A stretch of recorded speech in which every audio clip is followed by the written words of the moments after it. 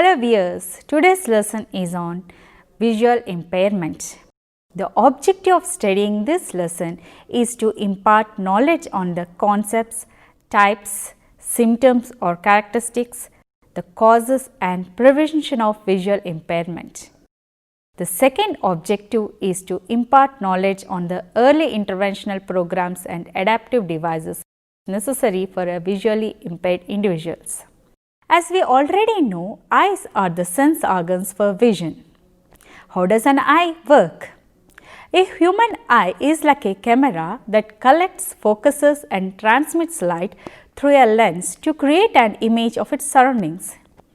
In a camera, the image is created on a film or image sensor. In the eye, the image is created on retina or a thin light sensitive tissue which is at the back of the eye. Like in a camera, a human eye also controls the amount of light entering it. Iris is a circular colored part of the eye that controls amount of light passing through the pupil. It closes the pupil in bright light and opens it wider in dim light. The cornea is a transparent protective lens covering the eyes. It is at the back of iris. When light enters the eye, the retina changes the light into nerve signals. The retina then sends these signals along the optic nerve to the brain. Without retina optic nerve, communication does not happen between eyes and brain. So, this is the way vision occurs in human eye. When we have understood how a human eye works and we know what is vision, now we will see what is visual impairment. Many people have vision problems at some point of their lives. Some people have problem with viewing distant objects. Some people have problem reading small prints. These are common problems which occurs in most of the individuals and they can be easily treated with the use of eyeglasses or contact lenses. But when one or more parts of the eye or a brain that are needed to process image get diseased or damaged, then severe or total vision loss occurs. In these conditions, vision cannot be restored by medical treatment, surgery, corrective glasses or contact lenses. Let us now know more about visual impairments. When can we say an individual is visually impaired? A visual impairment is any visual condition that impacts an individual's ability to successfully complete the activities of his everyday life. The presence of visual impairment potentially impacts the normal sequence of learning in social, motor, language and cognitive developmental areas. Visual disability depends upon certain defects in any part of the eye or the brain which are vision centers. There are four functional parts of the eye: the protective part, the refractive part, the muscular part and the receptive part. Disturbances in any of these parts may cause visual disability. The term includes both partial sight and blindness. The term impairment refers to abnormality of the eye, optic nerve or the visual center of the brain resulting in decreased visual acuity.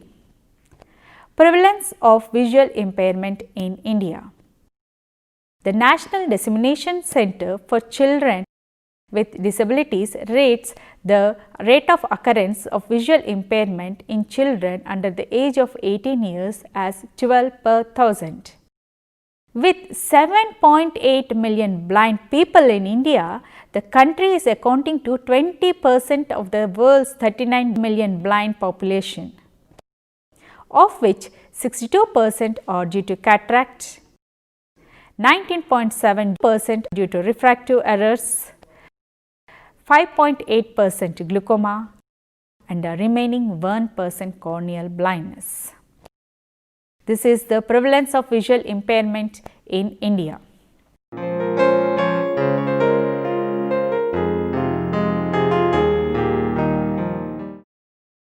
After knowing the concept of visual impairment, what is vision and how can we define a visual impairment? Now we will see the classification of visual impairment. As we have already understood, vision is one of our 5 senses. Being able to see gives us tremendous access to learning about the world around us. That includes the people's faces, their expressions, and how different things look like, whether they are big, small, or the colors, their sizes, their shapes, and the physical environment where we live and move. This also includes approaching hazards. When a child has visual impairment, it calls for immediate attention. Why? Because lots of learning is happening visually. When a vision loss goes undetected, the children are delayed in developing wide range of skills. While they can do all the activities that a sighted child can do, these children have to learn to do them with different materials and different ways. Now we will see how can we classify visual impairment. Visual impairment can be classified in 3 ways: medical classification, refractive errors, pathological conditions. First, we look into the medical classification. Medically, visual impairment can be classified into 3 types: partially sighted, legally blind, and totally blind. Partially sighted. It refers to those individuals whose visual acuity is between 20/70 to 20/200. They require special methods like use of readers, audio taped text, raised line drawings, and the partially sighted students may also use large print books and CCTVs, that is the closed circuit television sets, and any other magnifying devices. Legally blind. It refers to the people who have vision less than 20/200 in better eye, or a limited field of vision, that is 20 degrees or less at its widest point. People who are legally blind can use some vision which is left with them. Totally blind. It refers to inability to tell light from dark, or the total inability to see. These individuals need braille, raised line drawings, audio recordings, and any other non-visual media as an accommodation for accessing the content of visually presented material. The second type of classification, visual impairment due to refractive errors. Reduced visual acuity can be caused by refractive errors. These can be resulted from structural defect, injury, and aging. The most common refractive error is myopia. It refers to the individuals who have difficulty in seeing far away things, commonly called as nearsightedness. This is due to curvature of cornea being too convex. A short concave lens is used to correct this condition. Hyperopia. It refers to those individuals who are not able to see the near objects, commonly called as far-sightedness. This is due to the eyeball diameter being too small. To correct this condition, convex lens is used. Another condition is astigmatism.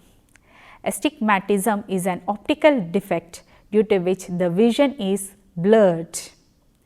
It is due to the inability of the optic of eye to focus a point object into a sharp focus image on retina. This results from irregularity in curvature of cornea. The third type of classification, visual impairment due to some pathological conditions. They are as follows. Albinism. This is due to lack of pigment in the skin, eye, and hair. The next is amblyopia, commonly referred as lazy eye. Refers to eye with reduced vision which cannot be corrected with spectacles. It is usually caused as a result of lack of stimulation of eyesight due to an eye turn. Cataract. It is due to the cloudiness of the lens. This condition occurs mainly in the people who are aged. Glaucoma. is an eye disease in which the normal fluid pressure increases inside the eye and it leads to vision loss and sometimes blindness also. The next and the last condition is retinitis pigmentosa. It is a genetic eye condition. The people suffering from retinitis pigmentosa first experience night blindness, and this slowly leads to vision loss or peripheral vision. This is also known as tunnel vision.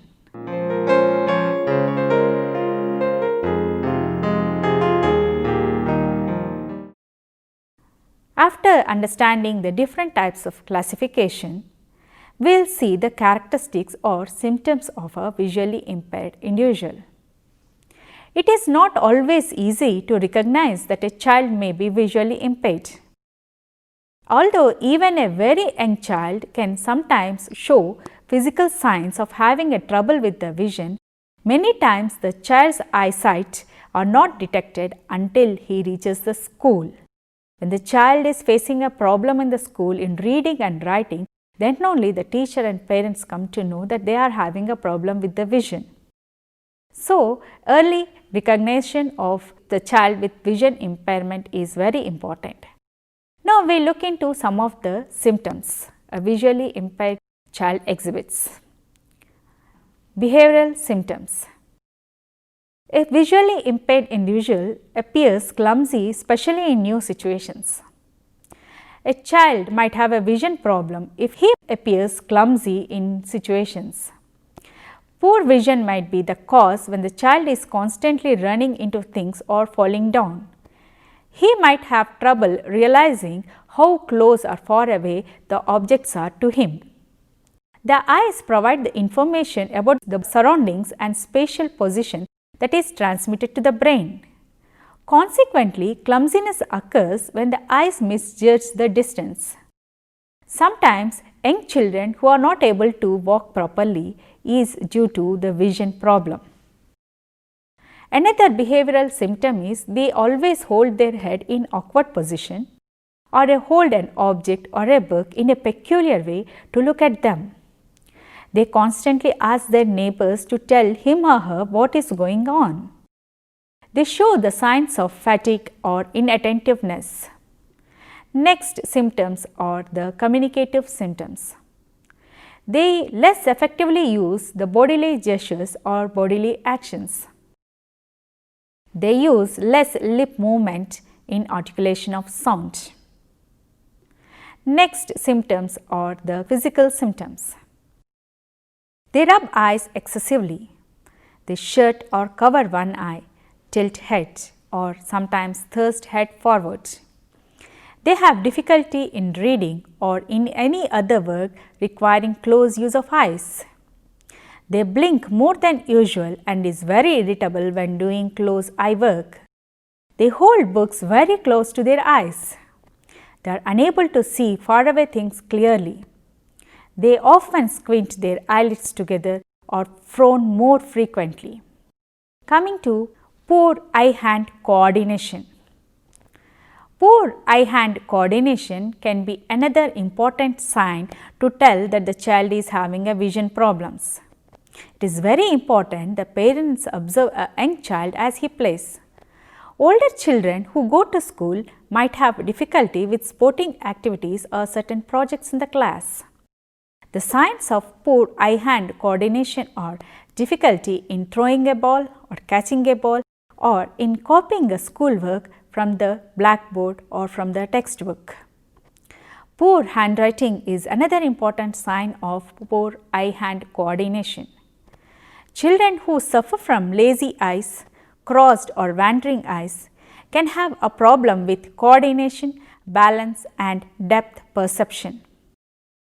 These are all because they learn to use only one eye at a time. Appearance. How does a visually impaired individual appear? They normally have crossed eyes. They have inflamed and watery eyes. They have recurring styes. Their eyes itch, burn and many times feel scratchy. They cannot see well. They have dizziness, headache, nausea after doing a work involving close use of eyes.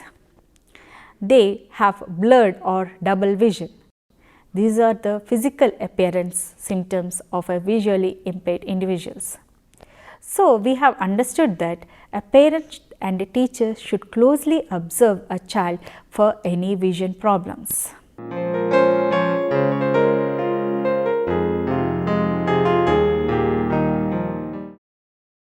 Visual impairment can be caused by genetic conditions.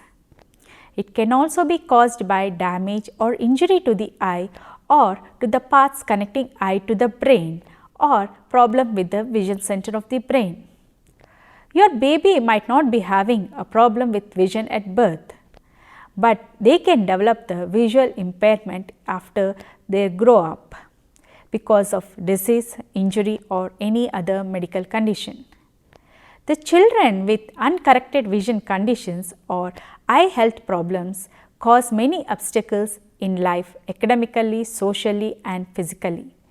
A high quality eye care can reduce these difficulties and allow the child to reach their highest potentials. Vision does not immediately occur. A child's brain learns to use eyes to see just like it learns to use legs to walk or mouth to form words. In the same way, the child brain learns to use eyes to see. If a vision problems goes undiagnosed or untreated for a longer time, the child's brain learns to adjust to the vision problems. Then the problem will be more serious. Now, we will see what are the common conditions during which the visual impairment occurs. Conditions like epilepsy, meningitis, hydrocephaly affect the visual process and leads to visual impairment. Prenatal conditions, that is conditions before the birth of the child, like use of drugs by pregnant mother, infection of pregnant mother or poisoning of pregnant mother. These causes visual impairment in the unborn child. Disease conditions like syphilis or tumor can lead to cataract or retinal degeneration in children. Environmental conditions like inhalation of toxic gases can also lead to visual impairment. Sometimes accidents can affect the vision process because they can damage any part of the eye or a brain which are vision centers. Conditions of diseases like smallpox, which is infectious, can cause visual impairment. Some conditions like unhealthy living conditions, malnutrition can also result in visual impairment. And sometimes we find children reading in dim light. This also may be one of the causes of visual impairment. Prevention. As we always know, prevention is better than cure. We will see how we can prevent visual impairment. Regular eye exams are important to detect silent eye problems like glaucoma. Glaucoma, if left untreated, leads to blindness. Good hygiene, that is washing hands very frequently, prevents infection and it also leads to proper care of contact lenses. Vitamin A supplementation is another preventive way. It sometimes eliminates completely a visual condition called xerophthalmia. It is always possible to protect our eyes against ultraviolet light, which reduces the incidence of cataract and macular degeneration and another type of eye disease. Having general physical health checkups like the chronic diseases, diabetes and high blood pressure leads to visual impairment. Immunization against infectious diseases. Getting proper immunization against infectious diseases like chickenpox, smallpox can help in prevention of visual impairment. Proper nutrition to pregnant mothers and children, especially foods rich in vitamin A like green leafy vegetables, papaya, milk, egg helps to reduce vision problems. And another very important preventive measure is not keeping any medicine into our eyes without a doctor's advice or prescription. These are some of the measures that can be taken to prevent visual impairments.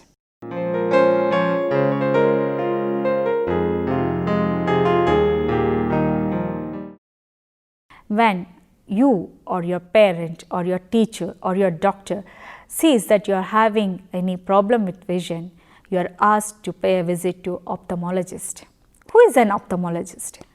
Ophthalmologist is a medical doctor who examines our eyes. He diagnoses and treats eyes and our eye diseases. When someone goes for examination, the ophthalmologist will look at the structure of that person's eye. He conducts some simple tests to see our vision. They are the visual acuity test. A person reads an eye chart to measure how well he or she sees at various distances. Visual field test. Ophthalmologists use this test to measure the sight or peripheral vision. The last test is a tonometry test. This test determines the fluid pressure inside the eye to evaluate glaucoma. If your doctor determines that you have an eye condition that is likely to cause visual impairment, he treats us in variety of ways. The options include eyeglasses, contact lenses, eye drops or any other medicines. In some cases, surgery may be required.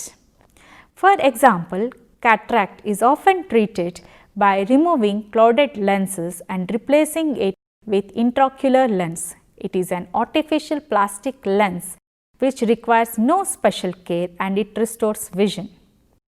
The following are the tests that are recommended to test our visual efficiency. They are general observation, the Snellen test chart, the Manchester's vision test, the Keystone telebinocular test and the orthoretal test.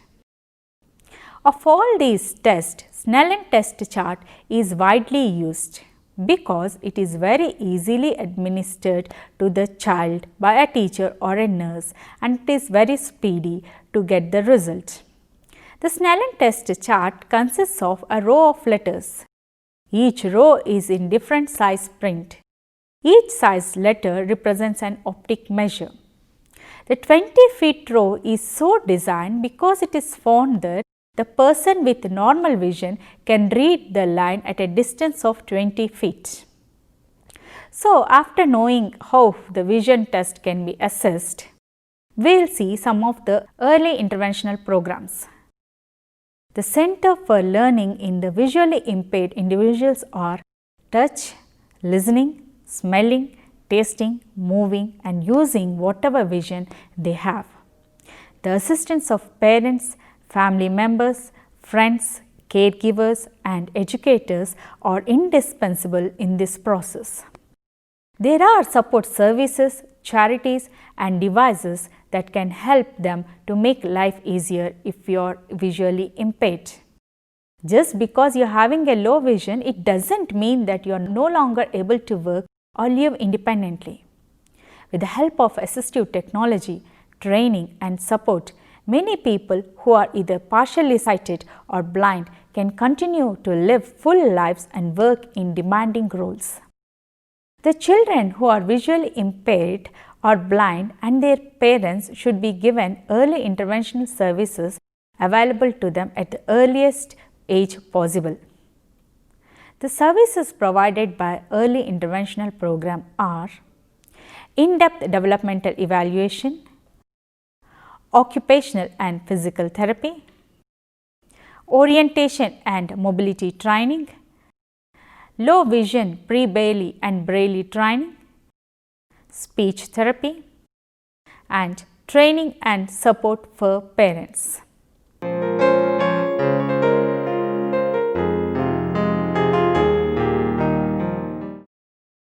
In this technical world, with a computer world, it comes to the aid of visual impaired individuals. We can use this technology and the computer devices to help a visually impaired individual to lead an independent life. Some of the computer adaptations are Braille translation software and equipment. It converts the print into Braille and Braille into print.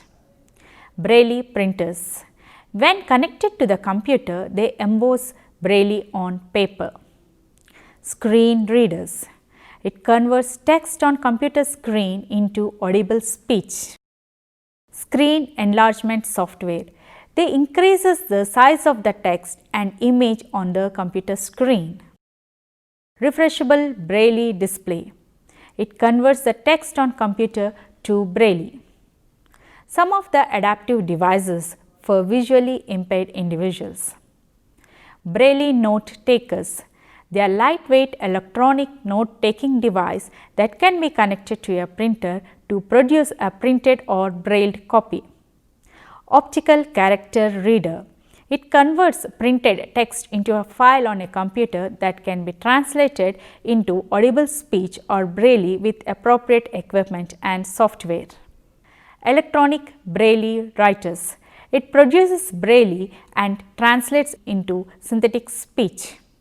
After understanding about the computer devices and adaptive devices, we look into special providers, the specialists who help the visually impaired individuals in the process of learning.